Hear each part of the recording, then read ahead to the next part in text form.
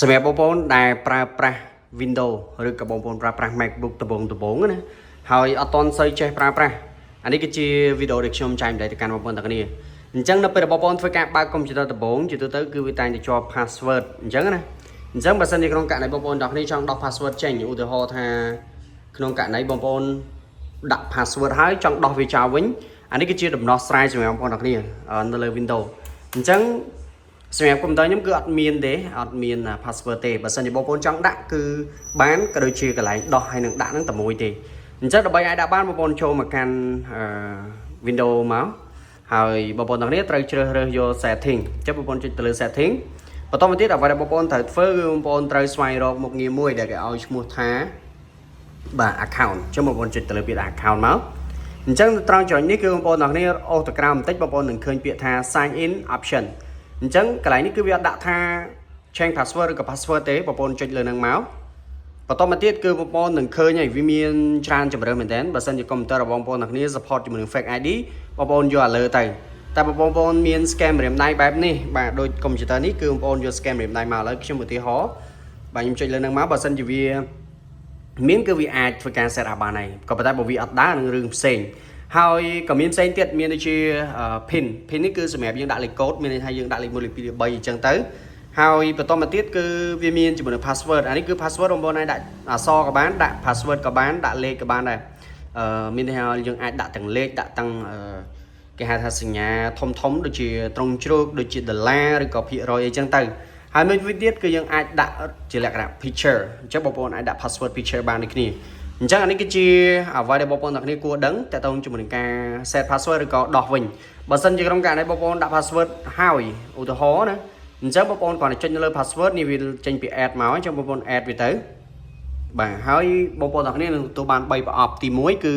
new password ទី2 confirm password មានន័យថាយកអា password ថ្មីនេះវាយចូលក្នុងប្រអប់នេះ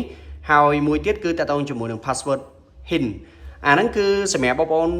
ដាក់ដើម្បីពេលខ្លះភ្លេចអីចឹងទៅវាយទៅវានឹង load អា password ចាស់ឲ្យយើងតែម្ដងអញ្ចឹងឧទាហរណ៍តែខ្ញុំដាក់000 4ដងបាទកន្លែងនេះខ្ញុំដាក់0 4ដងទៀត1 2 3 4ប៉ុណ្ណឹងក៏បានហើយខាងក្រោមបងប្អូនអាចដាក់ជា hidden ហ្នឹងក៏បានដែរដាក់00បន្ថែមមកបាទខ្ញុំចុចលើវាមួយហើយខ្ញុំដាក់00អញ្ចឹងទៅអញ្ចឹងដល់ពេលបងប្អូនភ្លេច password វាយខុសទៅគឺវាបង្ហាញហ្នឹងហើយបងប្អូនអញ្ចឹងបងប្អូនអាចដឹងហើយក៏អាចវាយបញ្ចូលបានទៀតដែរអញ្ចឹងក្នុងករណីហ្នឹងខ្ញុំ set អញ្ចឹងយក nick មកបាទឬក៏កន្លែងនេះអូដាក់ទៅដូចគ្នាពេកវាអត់ឲ្យទេអញ្ចឹងយើងអាចដាក់លេខ1ទៅក្នុងករណីហ្នឹងណាដើម្បីបោកបញ្ឆោតតអ្នកដែលគាត់យកកុំព្យូទ័រយើងទៅហើយចង់ធ្វើការដោះ password អីចឹងទៅអញ្ចឹងបាច់ដាក់ក៏បានដែរកន្លែងហ្នឹងសម្រាប់ខ្ញុំបាច់ដាក់ទេអាហ្នឹងគ្រាន់តែបញ្ជាក់ប្រាប់បងប្អូនអញ្ចឹងណាអញ្ចឹងយើងចុច nick មកបើសិនជាវាអត់ឲ្យទេបងប្អូនដាក់ទៅដាក់លេខ1 4ដើមអីចឹងទៅបាទដាក់4ដើមមកហើយ enter ទៅបាទប៉ុណ្ណឹងមកគឺជាការស្រេចហើយចាំបងប្អូនគ្រាន់តែចុចទៅលើពាក្យ finish មកវានឹងធ្វើការ set password អញ្ចឹងបន្ទាប់ពីវាធ្វើការ set password ហើយបងប្អូនអាចធ្វើការចុច Windows ជាមួយនឹងអក្សរ K មកដើម្បីធ្វើការសុំទោសម្ដងទៀតអញ្ចឹងខ្ញុំចុច Windows អក្សរ L ដើម្បីធ្វើការ lock វាហើយយើង enter មួយមកវាប្រកាសជាជាប់ password អញ្ចឹងនៅពេលបងប្អូនតោះគ្នាជាប់ password បែបហ្នឹងចាំបងប្អូនចង់ដោះវិញអូខេអញ្ចឹងខ្ញុំដាក់លេខ0 4ដើមមក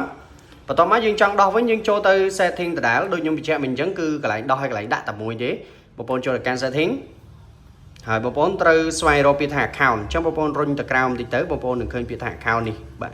ចុចលើ account ហ្នឹងមកបងប្អូនទាំងគ្នារុញទៅក្រោមបន្តិចទៀតអញ្ចឹងបងប្អូនធ្វើការ scroll វាទៅក្រោមទៅបងប្អូននឹងឃើញពាក្យថា sign in option អញ្ចឹងបងប្អូនចូលលើទៅហើយបងប្អូនដាក់ password បងប្អូនចូលទៅដោះកន្លែង password វិញចាំបងប្អូនចូលមកដល់កន្លែងនេះគឺបងប្អូនយកពាក្យថា change បាទយកពាក្យ change ចឹងមកបងប្អូនទាំងគ្នាវាយលេខកូដដែលបងប្អូនបានដាក់ចូលមកលេខ0 4ដើមបន្ទាប់មកបងប្អូនចុច enter កន្លែងនេះបងប្អូនមិនបាច់ដាក់ទេមិនបាច់ដាក់ password ទេបងប្អូនគ្រាន់តែចុចទៅលើពាក្យ next ទៀតមកហើយ finish គឺជាការស្រេចអញ្ចឹងបន្ទាប់ពីបងប្អូនធ្វើប៉ុណ្ណឹងហើយបងប្អូនចុច Windows បូកជាមួយអក្សរ L មក